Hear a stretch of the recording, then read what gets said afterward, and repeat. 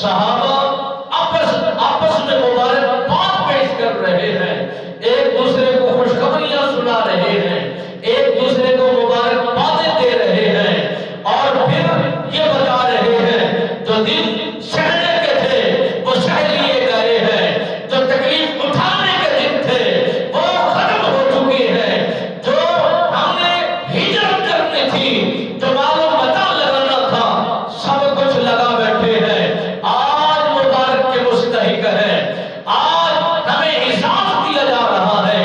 آج ہمارے درمیان یہ اعلان کیا جا رہا ہے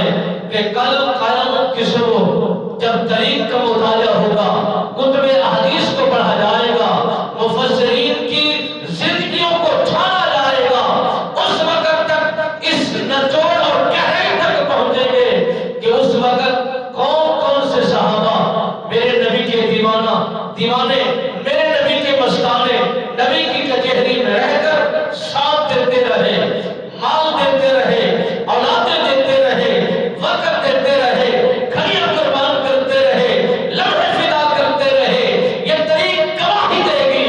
مگر صحابہ ایک دوسرے کو مبارکباد دینے میں مصروف ہے، مگر سیدنا صدیق اکبر پاک رونے میں مشغول ہے۔ ہر صحابی اپنی نگاہ سے دیکھ رہا ہے، ہر صحابی اپنی عقیدت کا اظہار کر رہا ہے، ہر صحابی اپنی محبت پر فدا ہو رہا ہے کہ میں نے بھی جو لگایا آج میرے کام آ گیا، میں نے بھی جو خرچ کیا آج دین اسلام نے قبول کیا۔ میرے نبی رحمت سرکار کی اس مبارک بات پر خوشیوں کے اظہار کیے جا رہے ہیں۔ جناب سیدنا صدیق اکبر پاک آنکھوں سے آنسو بہا رہے ہیں،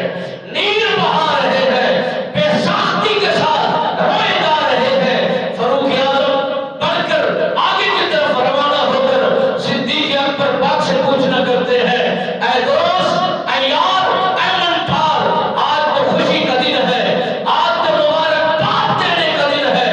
آج تو ایک دوسرے کو مبارک پیش کرنے کا دن ہے، یہ آپ کی آنکھوں سے آنسو کیسے ہیں اور یہ نیل کیوں بہے جا رہے ہیں، یہ رونا کیسا ہے؟ حضرت عثمان غنی ذوالنورین سرکار آپ کی دربار میں حاضر خدمت ہوئے، قریب ہو کر عرض کرتے ہیں، حضور ہم جانتے ہیں آپ کی سخاوت افضل و اعلیٰ ہے، عثمان آپ کی سخاوت تک نہیں پہنچ سکا،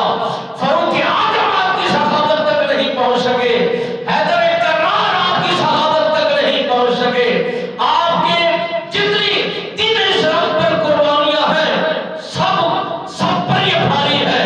مگر آپ کا رونا کیا ہے، آپ کا آنسو بہانا کیسا ہے؟ جناب سیدنا صدیق اکبر پاک نے فرمایا، مبارکباد بنتی ہے